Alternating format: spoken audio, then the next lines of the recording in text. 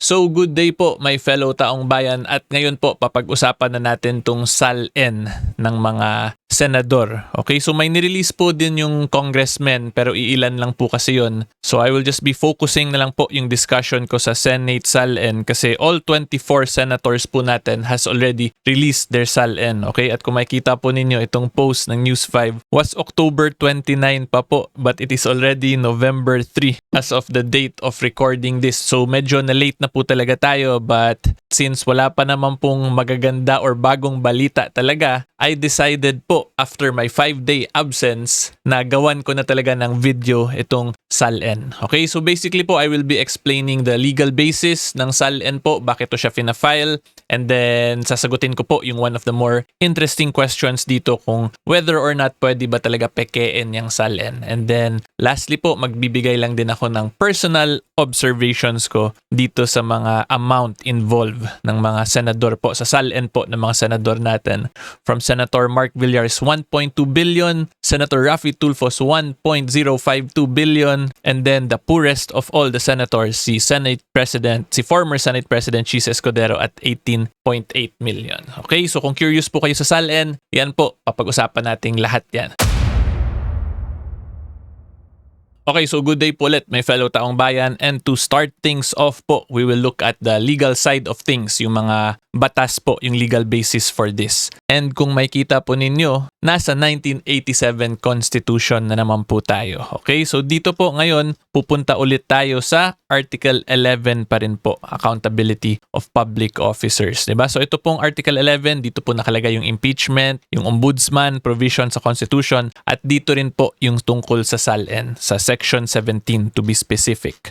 Okay, and kung makikita po ninyo, yung atin talagang Constitution is very organized, diba? Pinagsama-sama po talaga yan lahat yung mga related when it involves yung pagiging accountable po ng mga public servants sa taong bayan. But anyway po, going back ngayon, we will look at Section 17 of Article 11. So makikita po ninyo dito, a public officer or employee shall, upon assumption of office and as often thereafter as may be required by law, submit a declaration under oath of his assets, liabilities, and net worth. And then yung next po, in the case of the President, the Vice President, the members of the Cabinet, the Congress, the Supreme Court, the Constitutional Commissions, and other constitutional offices and officers of the armed forces with general or flag rank, the declaration shall be disclosed to the public in the manner provided by law. So kung makikita po ninyo, wala po talagang distinction na ginawa yung Section 17. Ang nakalagay lang po talaga dito, a public officer or employee shall upon assumption of office. Diba? So lahat po talaga covered. And as a matter of fact po, sa second sentence, pinecify pa na pag President, Vice President, yung taga-Congress, Supreme Court, and itong other offices pa, susundin lang yung magiging provisions ng batas kung ano yung paraan or manner po pag-file ng law. Okay, so again, ulitin ko lang po, wala po yung exemptions. All public officers po, basta you are working in the government employee, public officer, or public employee, you are required by the Constitution po talaga to file your SALN, or to be more accurate po, your statement of assets, liabilities, and net worth. And the reason po kaya ko in-emphasize na wala talagang distinction yung ginawa yung Section 17,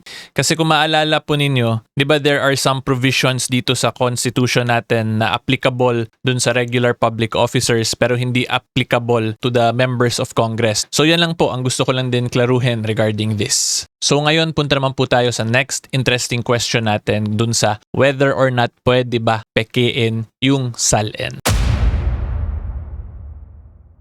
So ang sagot po dyan is pwede po yan pekein kasi it is a declaration lang po diba? So when you say declaration, nakadepende po talaga yan dun sa tao kung ano yung ide-declare niya, diba? So in other words, pwede po talaga dayain kasi kung maisipan po ng public officer employee na magsinungaling dun sa SALN niya, edi bahala na po yun siya dun. Kasi again, it is dependent po kung ano yung gusto i-declare ng declarant dun sa SALN niya, okay? Kasi ang required lang naman po, gawin niya yun under oath. So as long as mag-declare siya ng SALN niya na ganito lang yung amount na yun tapos ginawa niya yun under oath, then that is already sufficient compliance with the requirements of the Constitution and of the law So, therefore po, pwede talaga dayain. Okay? So, ang next na lang po magiging follow-up question dito is kung ano naman yung posibleng maging liability kung dayain nga talaga or pekein yung SALN. Okay? So, for that po, yung pinaka-obvious is of course, yung declarant po na magsinungaling sa SALN niya can be held liable for perjury kasi of course, pag ginawa niya yung SALN, yung pag-declare po niya is under oath po yan. Diba? At tatandaan po natin the crime of perjury po is committed by stating or by providing false testimony, false statements while you are under oath. Okay? So yan po yung first liability na pwede dyan, perjury. And then kung meron pa silang mga pineke doon, pwede rin yan for falsification. Pero that will be another story pa kasi depende na lang po kung ano yung pineke doon sa statement. Pero yung pinaka-obvious po talaga dyan, automatic is perjury talaga kasi under oath po yung SALN pag fina-file eh. Okay? And then yung isa pa po na posibleng maging consequence din sa pag-declare mo ng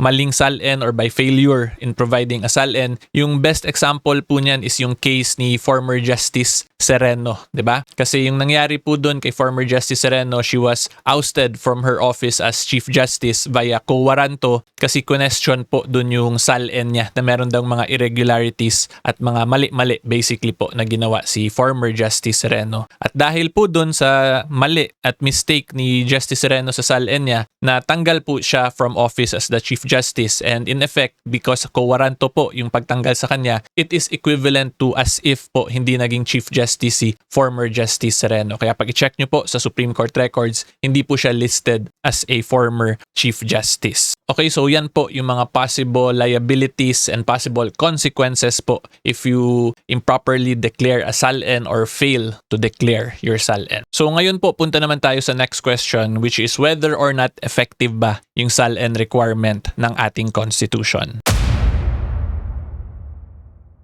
And before ko po sagutin yung question na yan, request lang po sa inyong lahat kung hindi pa po kayo nakasubscribe sa channel. Hopefully po you can consider subscribing sa YouTube channel ko para po updated kayo kung may mga bago akong upload. And if you also want to support my content creation po, you may do so by joining the membership program po sa YouTube ko which I called the Associates for Truth. Okay, so ngayon tuloy po tayo sa discussion. So this one po is a very interesting question talaga. At kung ako po ang tatanungin ninyo, hindi po siya effective.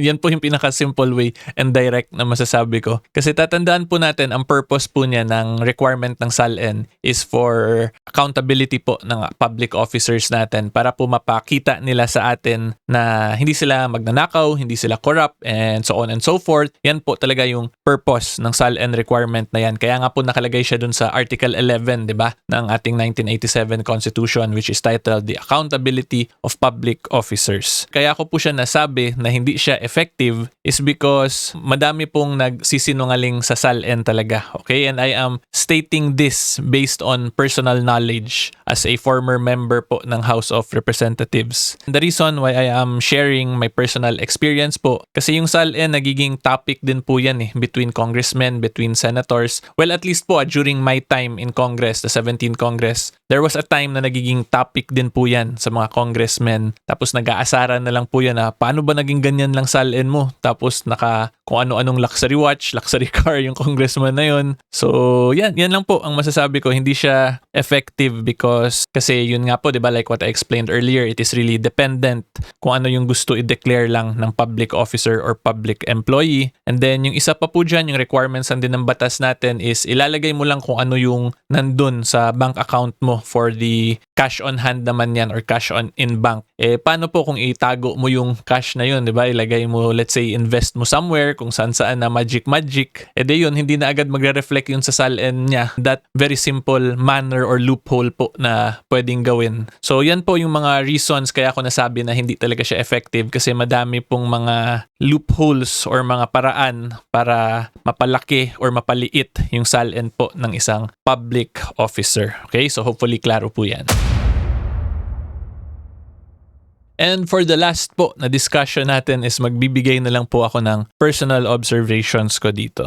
Okay? So unang-una po, ito sila Senator Mark Villar and si Senator Camille Villar na 1.261 billion, si Senator Mark 362 million, si Senator Camille. Ito yung sa kanilang dalawa, medyo realistic naman to considering they come from the Villar family, kung saan yung father po nila, si former Senate President Manny Villar, was the richest Filipino for ilang years din po yun, di ba? And because of that, I'm sure ito silang dalawang magkapatid, meron to silang mga investments sa companies ng tatay nila or ng family po nila, which resulted to this, di ba? So, ito medyo realistic naman. Si Senator Raffy Tulfo at si Senator Erwin Tulfo, ito silang dalawa, tingin ko rin po realistic considering they both come from the media and from the entertainment sector. At kung alam naman po natin, pag media ka talaga or galing sa entertainment sector, mataas din po yung income doon. Kaya nga yung mga top taxpayers dito sa bansa po natin usually galing sa entertainment industry. At ito po, isama na rin natin si Senator Robin Padilla. Halos same naman po to sila ng source of income sa nakikita ko. Although itong dalawa more on sa media, Senator Robin entertainment. And kay Senator Raffy po, tingin ko this is very realistic na may 1 billion talaga siya. Kasi kung titingnan po ninyo yung YouTube page pa lang po niya, meron na po yung halos 15 billion views if I'm not mistaken. Tapos ang long form pa po nung content nito ni Senator Raffy Tulfo, halos nasa 1 hour plus yan, diba? So from the media and entertainment empire talaga nito ni Senator Raffy Tulfo sa YouTube niya, Facebook, social media, and yung sa mga radio programs niya, very realistic po at doable itong 1 billion pesos niya. And then, wag na po natin to isa-isahin tong mga nasa gitna. Kasi usually naman, yung mga tinitingnan lang talaga is both extremes, diba? Yung highest at lowest. So, ang next na lang po natin tingnan is itong dalawang lowest, si Senator Chis Escudero at si Senator Risa Hontiveros. So si Senator Risa, I believe she was just a public servant, more or less naman sa buong career niya. So I think this is very realistic or doable na ganito nga lang yung SALN talaga na income niya, 18.986 million. Wala rin naman po tayong nakikita na she comes from a rich family, or in other words po na meron siyang namana from sa mga ascendants niya, from parents and grandparents, so on and so forth. So I think this is a realistic amount yung kay Senator Risa.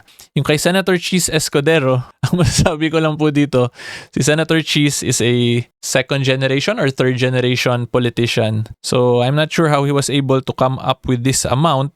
Pero kung yan talaga yung dineclare niya and he is under oath naman, then he enjoys what we call the presumption of regularity sa statement po niya. Therefore, let us give him the benefit of the doubt unless and until na meron na talagang tax cases filed against him for possible tax evasion or kung meron bang mga other criminal or graft and corrupt practices cases against him. Pero kung titingnan lang po natin at face value, yun lang po ang masasabi ko, medyo questionable po considering he is a second generation politician and I believe meron namang assets yung parents niya, grandparents niya na namana niya. So kung yun pa lang from the appreciation of those assets alone, mukhang more than supposedly na ng 18.8. But these are all assumptions na po. Sinasabi ko, tandaan po ninyo, hindi ko naman sinasabing may tinatago talaga si Senator Chis because at present, he enjoys the right to be presumed innocent, presumption of regularity, kasi under oath naman po yung pag-file nito. So yan lang po ang thoughts ko on this. Diba? Kay Senator Mark, doable. Senator Camille, Senator Raffy, Senator Erwin. Kay Senator Chis lang, medyo questionable. But of course, kung may mag-file talaga ng cases kay Senator Chis, then he will be given the opportunity to defend himself. So at least dun po natin malalaman yung full picture. And before we end po, I would just like to emphasize, hindi ko po sinasabing may tinatago si Senator Chis or what. Pag titingnan lang natin siya at face value,